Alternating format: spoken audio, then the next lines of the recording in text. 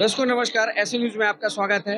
हमारे साथ कुछ मेहमान जुड़े हैं, उनसे बात करने की कोशिश करेंगे। सबसे पहले तो उनसे नाम जानते हैं और हम बात करेंगे इस समागम में जो संत रामपाल जी महाराज जी के बोध दिवस का समागम था। हम उस कवरेज में पहुंचे और हमने वहां पर काफ़ी भीड़-भाड़ देखी थी। उस दौरान हमारे साथ कुछ मेहमान जो हैं, उनसे बातचीत हुई थी, वो खड़े हैं।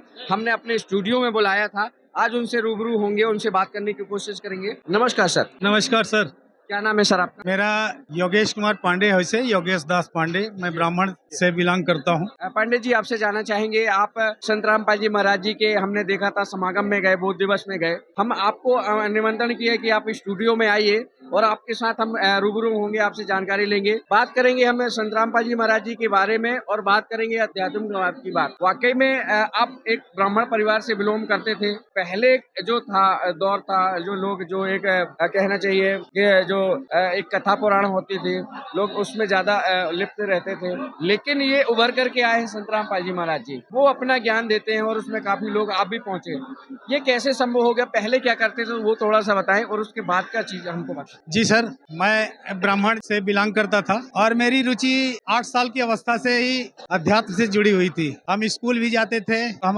मैं एक्चुअल में रीवा से बनारस रोड में मऊगंज जगह है, वहाँ का रहने वाला हूँ। लेकिन मैं सर गवर्नमेंट इंजीनियर हूँ, माइनिंग इंजीनियर। ये महाराष्ट्र नागपुर में इस समय हूँ, पदस्थ हूँ। और एक्चुअली मेरी क्या अध्यात्म से जुड़ाव 8 साल की अवस्था से था। मैं रामचरितमानस भी गाता हूँ और जैसे जैसे बड़ा हुआ तो मैंने ड्यूटी करते हुए भी लोगों को सत्यनारायण कथा सुनाना, घट बैठवाना, रुद्राभिषेक कराना, शादी ब्याह भी हमें सब ये आने लगा था। मेरे 2 बेटे हैं। बड़े बेटे का मैं ये रुद्राभिषेक 12 साल तक किया हूँ और इस माने अध्यात्म के जो जगह है उसमें मैंने करीब करीब बहुत विश्वास करता था। ब्रह्मा, विष्णु, महेश, शंकर, आदि शक्ति, दुर्गा, गणेश, सभी की मान इसमें पूजा पाठ करते थे। लेकिन जब हमारा बड़ा बेटा पहले जुड़ा। आपने बताया अभी कि रुद्राक्ष भी किया आपने, सारा बच्चों के साथ सारी चीजें। ये तो ऐसा क्या लगा आपको, ऐसा क्या मिल गया कि आप संत रामपाल जी महाराज जी की भक्ति में खींचे चले आए? मैं एक्चुअली भगत जी, मैं इस भक्ति को कभी सुना भी नहीं था और न कभी ऐसा देखा था। हमारा परिवार में बड़ा बेटा पहले इस भक्ति से जुड़ा, फिर छोटा बेटा जुड़ा और उनकी माँ जुड़ी। बाद में मैं इसको कोई वो नहीं करता था, तजब्बू नहीं देता था। एक घटना हुई, मैं सोचा कि मैं अलग पूजा करता था, वो अलग पूजा करते थे। मैं इसको मानता नहीं था। लेकिन धीरे धीरे एक दिन ऐसे मैं उनकी किताब को पढ़ते गया और पढ़ करके ज्ञान गंगा हमको एक किताब जो मिली थी उसको पढ़ा। फिर मैं अपना जो शास्त्र, हमारे पास 18 पुराण भी है, वेद भी चारों रखा हूँ और करीब करीब सभी किताबें हमारे पास है। मैं धीरे धीरे उसे मिलान करने लगा। जो संत रामपाल जी महाराज जी ने लिखा है, पृष्ठ पेज, ये श्लोक नंबर, हर चीज को मैं मिलान किया तो एकदम A to Z वही जमने लगा। जब अच्छा लगने लगा तो धीरे धीरे लगा कि ना ये सत्य है। और जितना हम अभी तक करते थे ये पूजा पाठ को, उससे थोड़ा सा ये अलग भिन्न है। ना कि ये भिन्न है और भिन्न के साथ साथ सदग्रंथ से मिलाव भी है और सही वो है, आडंबर नहीं है। न कोई टीका, न माला, न भेष, न भूसा बनाने वाला चीज है। भक्ति ऐसे भी की जा सकती है। आप एक ब्राह्मण परिवार से बिलोंग करते हैं। बात करें हम लोगों को, जो दर्शकों की जो देख रहे हैं, आपको कहीं ना कहीं भ्रांतियां भी होती हैं कि आप जो ब्राह्मण परिवार है कथा पुराण करते हैं, तो कैसे वो समझ पाएंगे वाकई में ऐसा तो नहीं है कि ये सनातनी विरोधी है? नहीं, सनातनी विरोधी नहीं है। ये शास्त्रों से एकदम उसमें है, प्रमाणित है ये ज्ञान।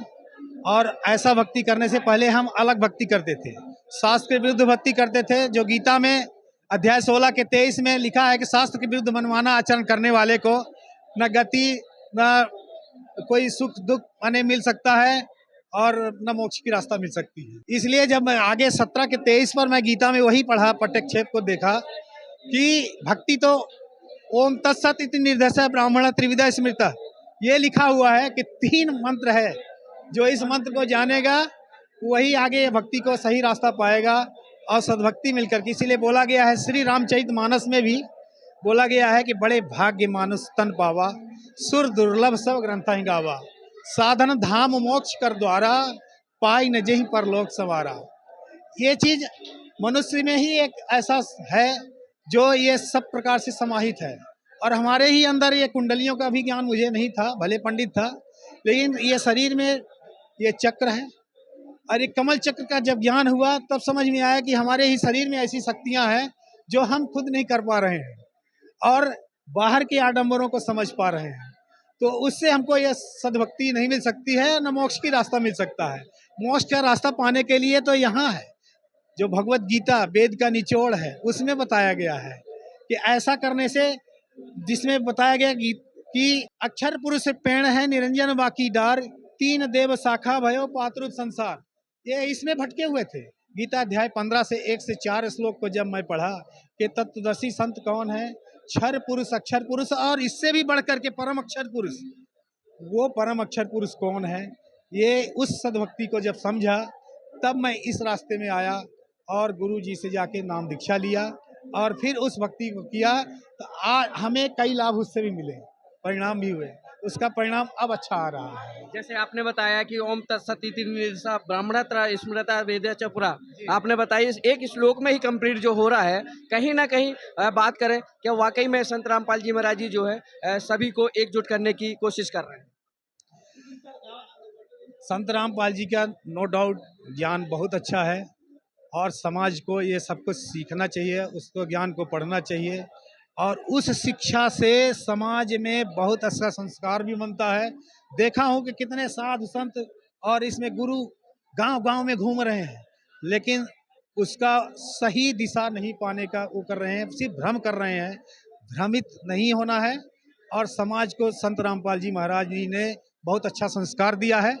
हर संस्कार के साथ साथ हमें जो हमारे शरीर में दुर्गुण है, लोग देखोगे लोग पान तंबाकू गुटखा बीड़ी सिगरेट गांजा भांग दारू हड्डी मुर्गा भैंसा ये तक भी लोग उसमें कर रहे हैं, उससे हम बहुत दूर हो गए और बहुत अच्छा लगा।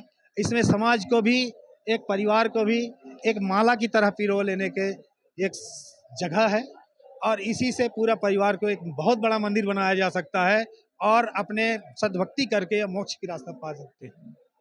मोक्ष की बात की आपने तो क्या वाकई में जैसे हमने सुना है कई जगह बताया है कि मोक्ष की प्राप्ति के लिए तत्वदर्शी संत की शरण में जाना पड़ेगा। क्या वाकई में आप जैसे ब्राह्मण परिवार से बिलोंग करते हैं, गीता जी में ऐसा कहीं प्रमाण दिया है?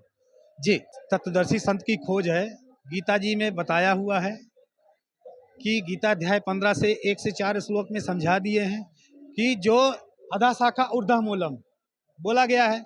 संसार एक पीपल का वृक्ष है जो ऊपर की जड़ है और उसके और एक शाखा तने हैं और पूरा पत्ते हैं। इस प्रकार से संसार उल्टा लटका हुआ है।